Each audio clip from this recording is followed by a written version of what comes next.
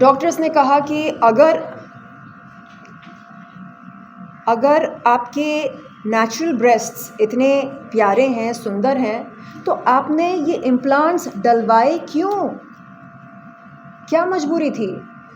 सो excellent तो बड़े breasts को माना जाता है। तो उन्होंने कहा कि बेटा, ये जो मानसिकता है आपकी, इसे आपको बदलना पड़ेगा। शर्लिन, सबसे पहले जो हम लोगों ने देखा, आपने जो अपने ब्रेस्ट का जो सर्जरी किया है उसके बारे में कुछ बताइए कि क्या क्या तकलीफें आपको झेलनी पड़ी उसको लेकर, और फाइनली आपने ये डिसीजन क्यों लिया कि मतलब उसको निकाल दिया? जी, 2021 में मैंने हेवी ब्रेस्ट इम्प्लांट्स डलवाए थे, ये सोचकर कि बड़े अच्छे लगते हैं। तब मुझे लगा था कि मैं बहुत स्ट्रॉन्ग हूँ मेंटली एंड फिज़िकली, और क्योंकि मैं बहुत स्ट्रॉन्ग हूँ इसलिए मैं इन हेवी ब्रेस्ट इम्प्लांट्स को झेल सकूँगी। आप देख सकते हैं ये कितना बड़ा है और कितना भारी है। इसका वज़न है 825 ग्राम्स ईच।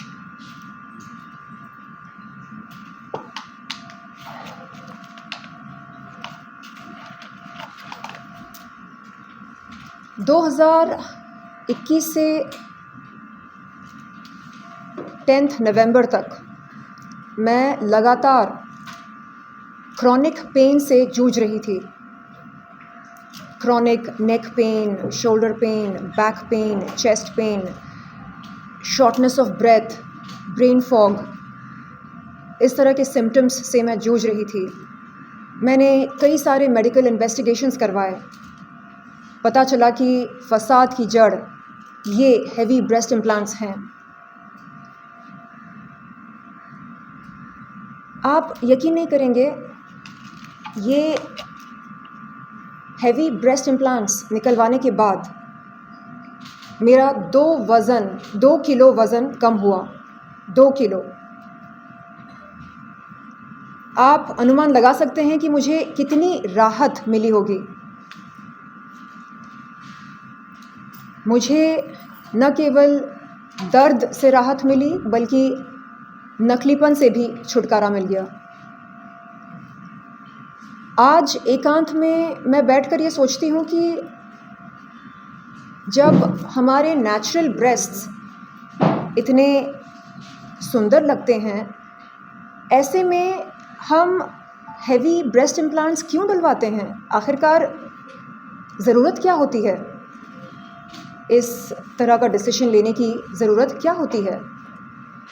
कहीं ना कहीं मेरे ख़्याल से हम एक्सटर्नल वैलिडेशन की चाहत में, लोगों की अप्रिशिएशन पाने की चाहत में, सोशल मीडिया पर लाइक्स एंड व्यूज़ पाने की चाहत में इस तरह के इर्रेशनल डिसीजंस लेकर अपनी ज़िंदगी को जोखिम में डालते हैं। लेकिन अब मैंने ये फ़ैसला लिया है कि अब मुझे अपनी बॉडी के साथ किसी भी किस्म का कोई खिलवाड़ नहीं करना है। बहुत हो चुका है, अब बस इनफ इज़ इनफ।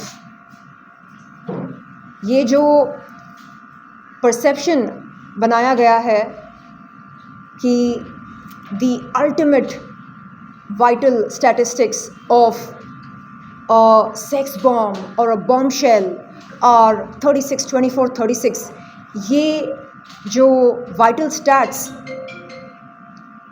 सेट हुए हैं आज की समाज में, इन्हें सेट किसने किए? हम ऐसा क्यों मानते हैं कि 36, 24, 36 ही एक आवर ग्लास फिगर के स्टैट्स होते हैं? इससे हटकर अगर आपके स्टैट्स हों तो वो फिगर परफेक्ट नहीं होता है। कौन तय करता है कि परफेक्ट फिगर क्या होना चाहिए और क्या नहीं?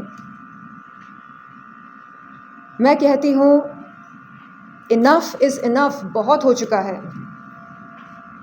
It is time that we start, it is high time we started embracing our authenticity our realness.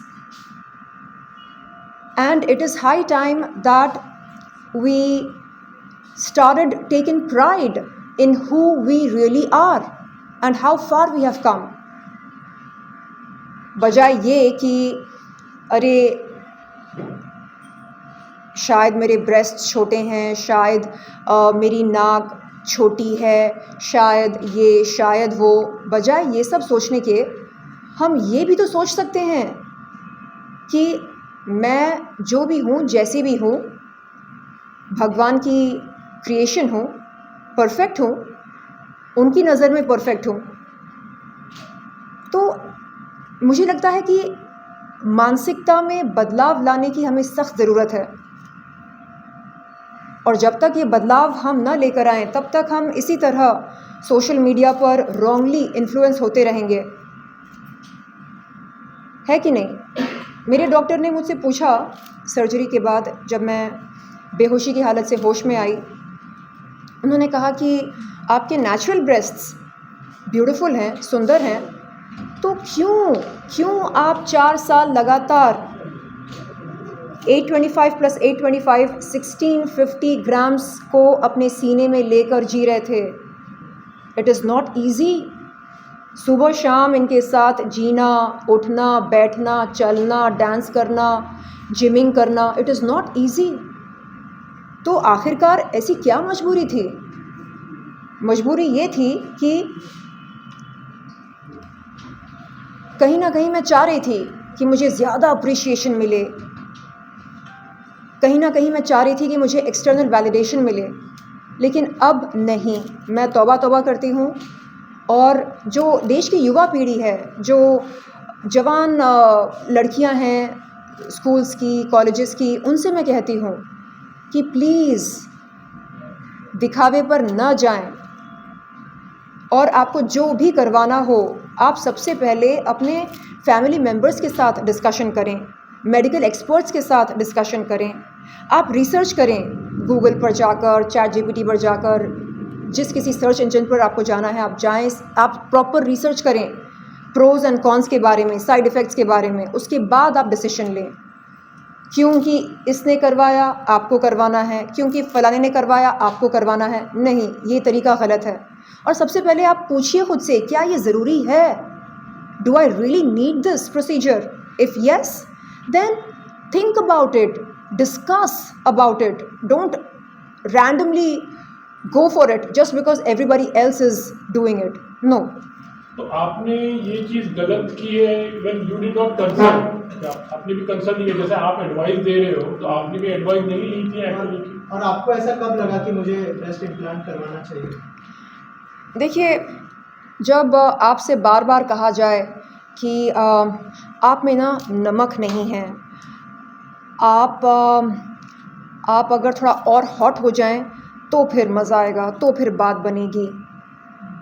और सोशल मीडिया पर हम देखते हैं कि जिन महिलाओं के ब्रेस्ट्स ज़्यादा बड़े होते हैं या जो ज़्यादा वोलप्शस होते हैं, उनको ज़्यादा लाइक्स मिलते हैं, ज़्यादा व्यूज़ मिलते हैं। कहीं ना कहीं मैं बहक गई थी, और मुझे लगा क्यों ना मैं ख़ुद को और बेहतर बनाऊं। ये दिल मांगे मोर बड़े अच्छे लगते हैं। अब समझ में आ रहा है कि बड़े अच्छे लगे ना लगे, लेकिन अपने सुंदर लगते हैं। अब समझ में आ रहा है कि हेल्थ से बढ़कर, अपनी सेहत से बढ़कर कोई चीज़ हो ही नहीं सकती, चाहे वो वैनिटी क्यों ना हो, चाहे वो ब्यूटी क्यों ना हो, चाहे वो कुछ और क्यों ना हो। हेल्थ से बढ़कर कोई भी चीज़ नहीं हो सकती है। Health is non negotiable. पर ये जैसे अगर ये एक धारणा है लोगों में, आजकल बहुत हो रहा है कि ब्रेस्ट इम्प्लांट करने के लिए उससे अपीलिंग होता है, सेक्स अपील ज़्यादा होता है। बहुत बार ग्लैमर इंडस्ट्री में, if you want to get into glamour industry then you should have little heavy breast, ऐसा एक सोचना है बहुत बार।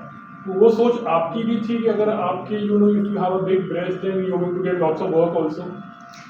यस, मुझे ऐसा लगा था कि क्यों ना मैं ख़ुद को और आकर्षक बनाऊं और बेहतर बनाऊं और अपीलिंग बनाऊं। लेकिन मैं कर क्या रही थी? मैं अपनी ज़िंदगी को और ज़्यादा कॉम्प्लिकेटेड बना रही थी। अगर इतने हैवी ब्रेस्ट इम्प्लांट्स मेरे सीने में नहीं होते तो शायद chronic back pain, chronic neck pain, chronic shoulder pain, chronic chest pain, shortness of breath, brain fog वगैरह वगैरह जैसे साइड इफ़ेक्ट्स मुझे नहीं हुए होते। तो सवाल ये है, what is the price that you are willing to pay to look extraordinary? Are you willing to live with chronic pain? क्या आपको क्रॉनिक पेन के साथ जीना मंजूर है? क्योंकि इतने भारी इम्प्लांट्स अगर आप डलवाते हैं तो क्रॉनिक पेन तो होना ही होना है। और क्या आप शर्लिन जी 4 साल का जो पीरियड था उसके जी। अंदर क्या क्या प्रॉब्लम्स आपने फेस की, अगर उस बारे में अगर कुछ शेयर करें? यही शुरुआत में तो मैं सोचती थी मैं बहुत स्ट्रॉन्ग हूँ, I am a strong girl, I can take any kind of pain. मैं मेंटली स्ट्रॉन्ग हूँ, फिज़िकली स्ट्रॉन्ग हूँ और मैं हर पेन को बर्दाश्त कर सकती हूँ। लेकिन हर बॉडी की एक सीमा होती है कि नहीं? बर्दाश्त करने की भी एक सीमा होती है। शुरुआत में मैं पेन को इग्नोर करती रही।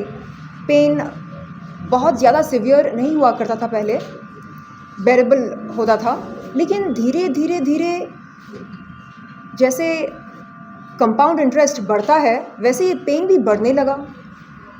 पहले थोड़ा, फिर उससे थोड़ा ज़्यादा, फिर उससे थोड़ा ज़्यादा, ऐसे करते करते करते बहुत ज़्यादा होने लगा। और क्योंकि मैं एक किडनी फेलियर सर्वाइवर रही हूँ, इसलिए मेरे लिए पेन किलर्स खाना बहुत ज़्यादा रिस्की हो जाता है। तो जब मैंने सोचा कि ये मैं कर क्या रही हूँ, किडनी फेलियर को मात देकर, किडनी फेलियर सर्वाइवर बनकर अब मैं पेन किलर्स पर क्यों जी रही हूँ? बहुत ज़्यादा पेन जब होता है हम क्या करते हैं, उससे तुरंत राहत पाने के लिए पेन किलर खा लेते हैं। अब वो पेन किलर हमें कितना फ़ायदा देता है, कितना नुकसान, वो हम बाद में समझ पाते हैं। जब नुकसान होता है ना, तब समझ में आता है कि अरे 2 पल की राहत के लिए हमने हमारे किडनी के साथ देखो क्या कर लिया, हमने कितना नुकसान दे दिया किडनी को। तो फिर मुझे लगा नहीं बाबा, ये पेन किलर्स खाकर मैं जीऊँगी, हो सकता है किडनीज़ दोबारा फेल हो जाएं। अब किडनीज़ के बगैर मैं कैसे जीऊँ? यानी मेरे किडनीज़ नहीं रहेंगे तो इन इम्प्लांट्स का क्या करूँ मैं? और मेरा शरीर ही नहीं रहेगा, जिस्म ही नहीं रहेगा, तो इन इम्प्लांट्स का क्या करूँ? तो फिर जब मेडिकल इन्वेस्टिगेशंस सामने आए, उनके नतीजे सामने आए, तब मुझे एहसास हुआ कि मैंने अपने पैरों पर कुल्हाड़ी मारी। एहसास हुआ कि बहुत बड़ी गलती करी मैंने इतने हैवी ब्रेस्ट इम्प्लांट्स डलवाकर। इसकी ज़रूरत ही नहीं है, ज़रूरत कभी नहीं थी और कभी रहेगी भी नहीं। शर्लिन, आप किससे इंस्पायर हुई थी? ऐसी कोई एक्ट्रेस को आपने देखा हो जिससे आप इंस्पायर हुई हो, अगर कुछ शेयर करें आप उसके बारे में? ना हमारे बॉलीवुड वाले, हॉलीवुड वाले। जी, आज आप सोशल मीडिया पर जाइए, हर दूसरा, तीसरा, चौथा रील आपको किसी हॉट बॉम्बशेल का दिखाई देगा। इतने बड़े बड़े पपीते या ब्रेस्ट इम्प्लांट्स कह लो, बिग ब्रेस्ट्स दिखाई देते हैं और आपको लगता है कि ओह वाह, क्या लुक है, क्या नज़ारा है, चलो हम भी करवा के देखते हैं। तो इस तरह मैं रॉन्गली इन्फ्लुएंस हुई थी सोशल मीडिया पर इस किस्म के रील्स देखकर, और मैंने चाहा कि मैं दी अल्टीमेट बॉम्बशेल बनकर दिखाऊं। लेकिन अब लगता है कि नहीं बाबा, मुझे नहीं बनना कोई बॉम्बशेल, नहीं बनना कोई सेक्स सिंबल। मुझे बस एक अच्छी सेहतमंद ज़िंदगी बितानी है। मैं आराम से सांस ले सकूं, आराम से जिम जाकर जिमिंग कर सकूं, हंस सकूं, खेल सकूं, डांस कर सकूं। जो छोटी छोटी खुशियाँ हमें मिलती हैं रोज़मर्रा की ज़िंदगी से, बस वो खुशियाँ मुझे मिल जाएं और कुछ नहीं चाहिए। मुझे बस एक सेहतमंद ज़िंदगी बितानी है। सरली मैं यही पूछना चाहूँगी कि जब आपने इम्प्लांट कराया तो उससे पहले आपके डॉक्टर ने इसके बारे में, इसके साइड इफ़ेक्ट, प्रिकॉशन, इस सिम्टम्स के बारे में आपकी चर्चा हुई थी कि नहीं? और कितने दिनों बाद आपको सिम्टम्स दिखाई देने लगे पेन वाले? जी, शुरुआत में मेरे सर्जन ने बोला था कि देखिए ये साइज़ आपके लिए ठीक नहीं है। मैंने कहा नहीं डॉक्टर, ये दिल मांगे मोर बड़े अच्छे लगते हैं। तो डॉक्टर ने बोला अच्छा आपने मन बना लिया? मैंने बोला हाँ मन बना लिया। तो फिर डॉक्टर ने कहा ठीक है, लेकिन आगे चलकर अगर आपको तकलीफ़ होगी तो क्या करेंगे आप? तो मैंने कहा मैं झेल लूँगी, आई एम अ स्ट्रॉन्ग गर्ल। लेकिन नहीं मालूम था कि इस कदर तकलीफ़ होगी कि जीना हराम हो जाएगा। इस बात का मुझे अंदाज़ा बिल्कुल नहीं था। और कितने समय बाद इसके सिम्टम्स स्टार्ट हो गए आपको? 4 साल हो गए थे इम्प्लांट्स डलवाकर। मेरे ख़्याल से शुरू के 6 महीने बाद दर्द होना शुरू हुआ और तब मुझे लगता था कि ठीक है ना, ज़्यादा दर्द नहीं हो रहा है, ठीक है, मैं बर्दाश्त कर लूँगी, मैं झेल लूँगी, ओके नो प्रॉब्लम। लेकिन धीरे धीरे धीरे धीरे वो दर्द बढ़ता गया और मुझे बहुत दिक्कत हो रही थी अपने छोटे मोटे काम करने में, जैसे जिम जाकर जिमिंग करना, जैसे साइकिलिंग करना, जैसे डांस करना। एंड जब डॉक्टर्स ने कहा कि अच्छा आपको इतना पेन हो रहा है तो आप जिमिंग से ब्रेक लीजिए, आप डांस मत कीजिए, आप ये मत कीजिए, आप वो मत कीजिए, मुझे लगा ये क्या हो रहा है? अगर मैं ये सब नहीं कर सकती हूँ तो फिर मैं क्या करूँ? उसके बाद मैंने मेडिकल इन्वेस्टिगेशंस करवाए ये जानने के लिए कि आखिरकार प्रॉब्लम क्या है, क्यों हो रहा है इतना पेन, ये शॉर्टनेस ऑफ ब्रेथ क्यों हो रही है, ये मूड स्विंग्स क्यों हो रहे हैं, ये ब्रेन फॉग क्यों हो रहा है, ये चिढ़ क्यों मचती है, इरिटेबिलिटी क्यों हो रही है। पता चला कि फसाद की जड़ कोई और नहीं बल्कि ये हैवी ब्रेस्ट इम्प्लांट्स हैं। अच्छा, तो ये अभी फ़िलहाल आपने जो ये रिमूवल किया है एक्चुअली जो एक ब्रेस्ट है, तो अभी फ़िलहाल जो अभी है वो छोटे साइज़ के आपके अभी है या ओरिजिनल है? डॉक्टर्स ने कहा कि अगर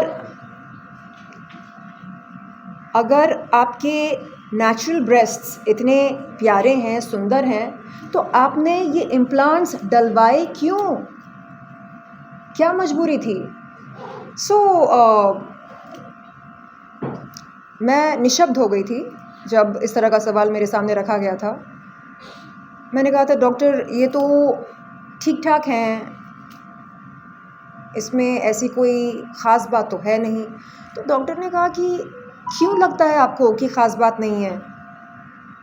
जिन महिलाओं की चेस्ट एकदम फ्लैट होती है वो हमारे पास आते हैं और कहते हैं कि डॉक्टर हमें एनहांस्ड अपीयरेंस चाहिए, कुछ कीजिएगा। लेकिन ऑलरेडी जब आपके ब्रेस्ट्स नेचुरल हैं, ब्यूटीफुल हैं, तो फिर आपको ऐसी आवश्यकता क्यों पड़ी? तो मैंने कहा नहीं, वो सोशल मीडिया पर आप जाओ तो आपको पता चलेगा कि ये तो ओके माना जाता है, एक्सेलेंट तो बड़े ब्रेस्ट्स को माना जाता है। तो उन्होंने कहा कि बेटा ये जो मानसिकता है आपकी, इसे आपको बदलना पड़ेगा।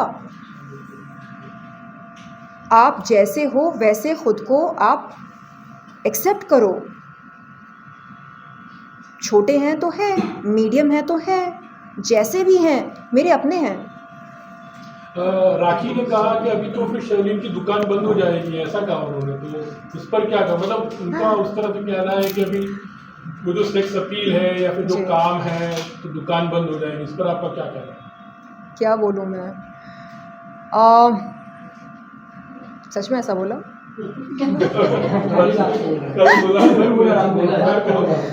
राखी कह दो कि ये झूठ है, कह दो कि तुमने ऐसा कुछ नहीं बोला। ये भी बोला कि आप बहुत अच्छे हैं। ऐसा बोला? हाँ। Very sweet. देखिए वो तारीफ की आपकी, हाँ। मगर उन्होंने ये कहा अच्छा तो दुकान बंद हो जाएगी। आपको तो पता है वो उटपटांग बातें करती हैं और हमारा दिल बहलाती हैं, काफ़ी मनोरंजन होता है हमारा उनकी बातें सुनकर। I wish her all the best and उनको भी पता है कि एक कलाकार की दुकान केवल और केवल उनकी सीने से नहीं चलती है। एक कलाकार की दुकान उनकी स्किल सेट के आधार पर चलती है और स्किल सेट मेरे पास क्या है क्या नहीं ये आप सबको बेहतर मालूम है। आपने राखी जी से कुछ बात हुआ मैम आपका? राखी जी का कुछ फोन भी आया आपको? हाँ, जब उन्होंने मेरा वो रील देखा था जिसमें मैंने अपने क्रॉनिक पेन के बारे में बात किया था, उस रील को देखकर उन्होंने कॉल किया था। उस वक्त मैं अस्पताल में थी, उनका कॉल रिसीव नहीं कर पाई। सर्जरी के बाद बेहोशी की हालत से जब मैं होश में आई तब मैंने अपना व्हाट्सएप चेक किया, उनका बड़ा प्यारा मैसेज आया, कहा कि कहाँ हो तुम, क्या हो गया तुम्हें, तुम ठीक तो हो, मैं आऊँ क्या मिलने? आई सेड नहीं नहीं आई एम फाइन, अभी सब ठीक हो गया है। तो very soon I would like to catch up with her और कस के नहीं आराम आराम से झप्पी देना चाहूँगी और यस जो हमारी पुरानी यादें हैं वो ताज़ा करना चाहूँगी, जो खिटपिट वो करती रहती है मेरे साथ। सो या शर्लिन जी, यहाँ पर सबसे इम्पॉर्टेंट बात ये है because this is very bold decision. Once you are habituated with something, जी। बहुत एक करेज लगता है इस तरह का डिसीजन लेने में। जी और ऐसे बहुत सारे लोग हैं जो इस तरह का क्रॉनिक पेन और प्रॉब्लम्स झेल रहे होंगे, जी। लेकिन बिकॉज ऑफ इनसिक्योरिटी वो ये जी। डिसीजन लेने उनके लिए टफ होता होगा क्योंकि वो एक हैबिचुएटेड हो गए हैं कंडीशन के साथ। जी। उनके लिए आप क्या मेक एंड ब्रेक पॉइंट क्या बताना चाहेंगे आपके लिए था? और क्या वाकई जैसे ही आपको डॉक्टर ने बोला कि आप रिमूवल करवा लीजिए, इमीडिएटली आप रेडी हो गई या आपको भी वो इनसिक्योरिटी आई? ब्रेस्ट इम्प्लांट्स निकलवाने का डिसीजन मेरा खुद का था क्योंकि जो क्रॉनिक पेन हो रहा था वो बर्दाश्त के बाहर हो गया था। तो जब मैंने अपने डॉक्टर्स को कॉल करके कहा कि डॉक्टर्स मैं तंग आ चुकी हूँ इस तरह पेन किलर्स खाकर और इस क्रॉनिक पेन के साथ अब मुझे नहीं जीना है, मुझे राहत चाहिए, छुटकारा चाहिए वंस एंड फॉर ऑल, तो मैं आ रही हूँ और आप प्लीज़ निकाल दीजिए ये जो पहाड़ हैं मेरे सीने पर, इन्हें निकाल दीजिए। मुझे ये एक्सेस बैगेज नहीं चाहिए, ये बोझ नहीं चाहिए। मुझे एकदम एक बटरफ्लाई की तरह जीना है, एकदम लाइट होकर, you know, with no excess baggage. तो डॉक्टर्स ने कहा कि सोच लीजिए क्योंकि फिर आप अगर इस डिसीजन को रिवर्स करना चाहेंगी तो बहुत रिस्की हो जाएगा, बहुत मुश्किल हो जाएगा हमारे लिए और आपके लिए भी। आई सेड नहीं, तय कर लिया मैंने, नहीं चाहिए, नहीं चाहिए, नहीं चाहिए। आपने अभी कहा कि ब्रेस्ट इम्प्लांट करने के बाद में मैं ज़्यादा खूबसूरत दिख सकूँ जी। और बॉलीवुड में शायद कुछ काम ज़्यादा मिले, जी। तो उसका कुछ फ़ायदा हुआ था आपको? देखिए अटेंशन बेशक मिलता है जब आप ख़ुद को एक एक्स्ट्राऑर्डिनरी तरीके से पेश करते हैं, लेकिन वो अटेंशन पल भर का होता है और मैंने हमेशा से ख़ुद को एक कलाकार के रूप में दर्शाना और पेश करना बेहतर समझा। तो एक कलाकार के लिए उसका औजार क्या होता है? ये तो नहीं होता है एक कलाकार का औजार। ये होता है क्या? यानी क्या जनता हीरोइन के कप साइज़ की जानकारी प्राप्त करने के बाद ये तय करती है कि उस हीरोइन की फ़िल्म देखनी है या नहीं देखनी है? अगर हीरोइन का कप साइज़ डबल डी हो तो जनता जाकर उनकी फ़िल्म देखेगी, और अगर बी हो या सी हो या ए हो कप साइज़ तो जनता उनकी फ़िल्म नहीं देखेगी। ऐसा नहीं होता है, करेक्ट? तो कप साइज़ का एक कलाकार की क्षमता के साथ कोई कनेक्शन नहीं है। और मुझे समझ में आने लगा कि अगर मुझे ख़ुद को एक कलाकार के रूप में पेश करना है, दर्शाना है, तो फिर इन चीज़ों की ज़रूरत ही नहीं है। सच्चाई और ऑथेंटिसिटी यही एक कलाकार के सबसे बड़े औज़ार होते हैं। अगर आपके पास सच्चाई ना हो तो आप क्या बेच रहे हैं? एक कलाकार के तौर पर, कलाकार के रूप में आप क्या बेच रहे हैं? नकलीपन। नकलीपन तो चलता नहीं है मार्केट में। और क्या बेच रहे हैं आप? इनसिक्योरिटी। अरे देखो ना, इनसिक्योरिटी के चलते हमने ये डलवा लिए। क्या मैसेज आप दे रहे हैं समाज को कि देखिए हम इनसिक्योर हुए और हमने ये डलवा लिए, अगर कभी आप इनसिक्योर फील करें तो आप भी डलवा लीजिए। ये मैसेज आप दे रहे हैं? नहीं, समाज को चाहिए असलीपन।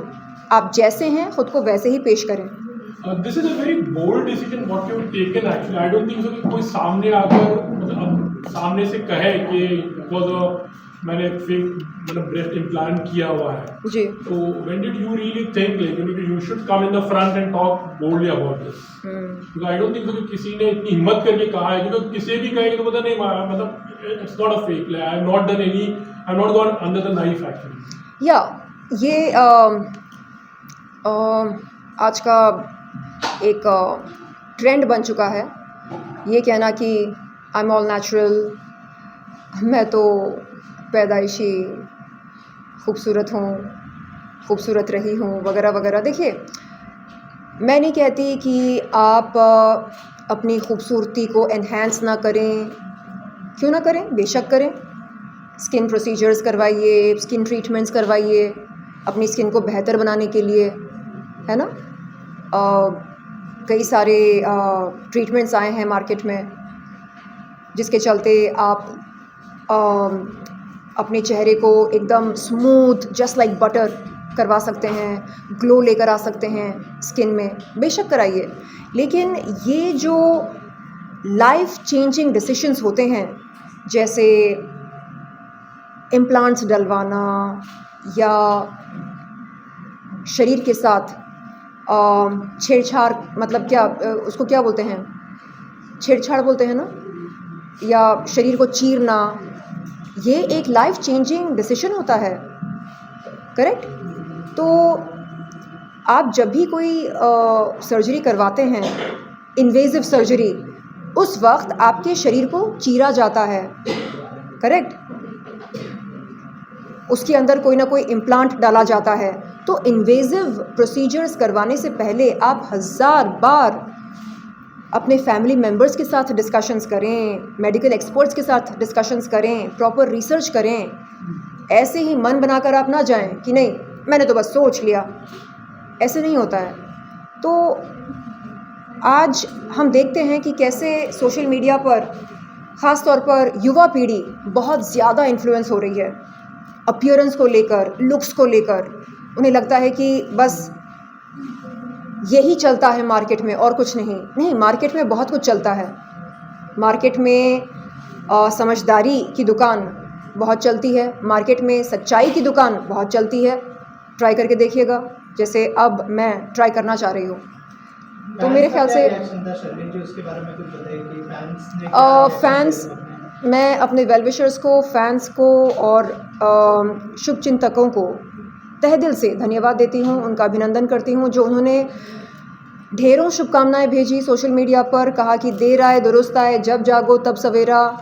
फाइनली आपको एहसास हुआ कि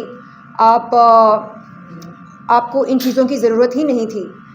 तो yes, thank you so much dear fans, you are my extended family. और ये जो आपने मुझको सराहा है, शाबाशी दी है, thank you so much, it means a lot.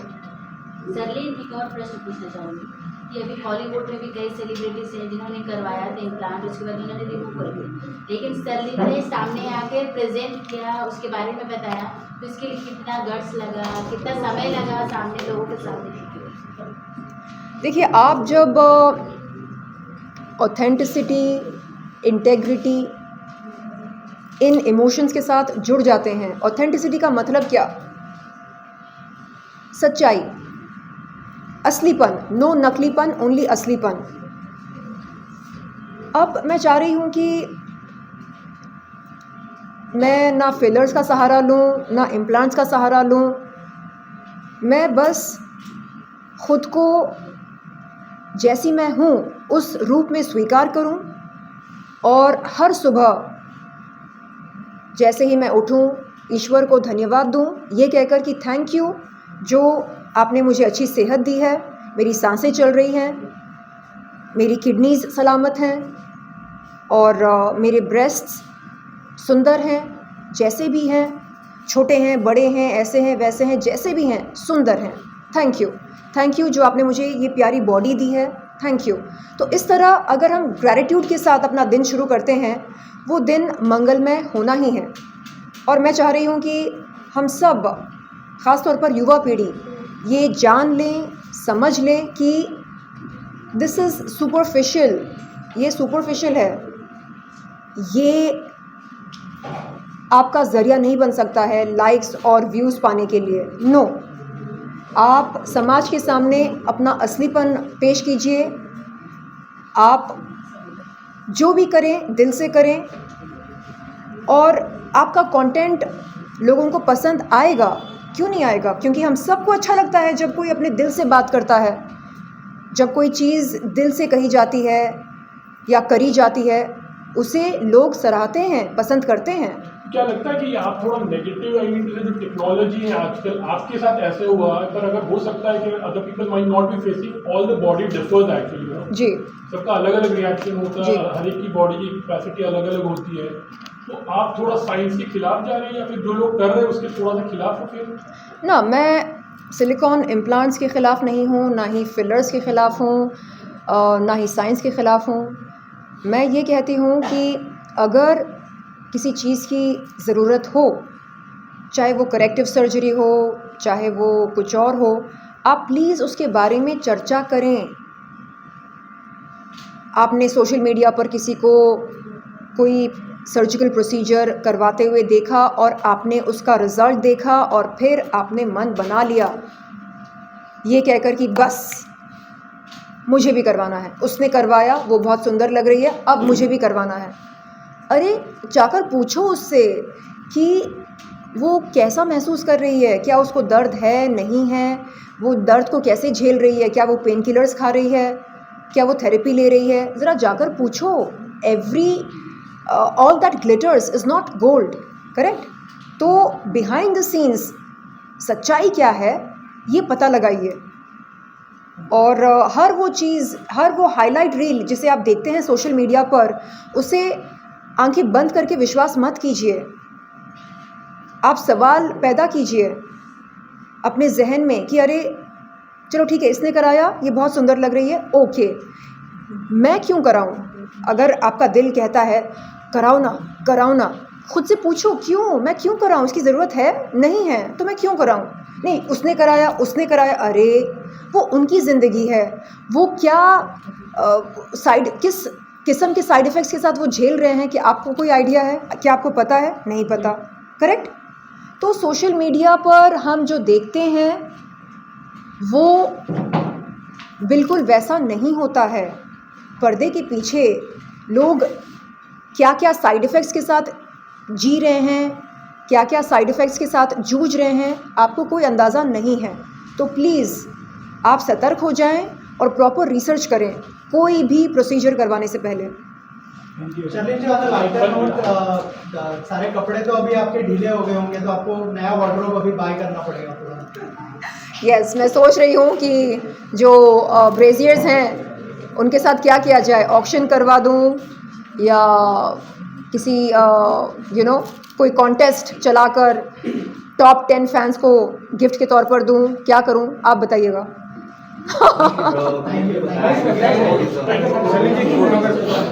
एक मिनट पहले ले लेंगे।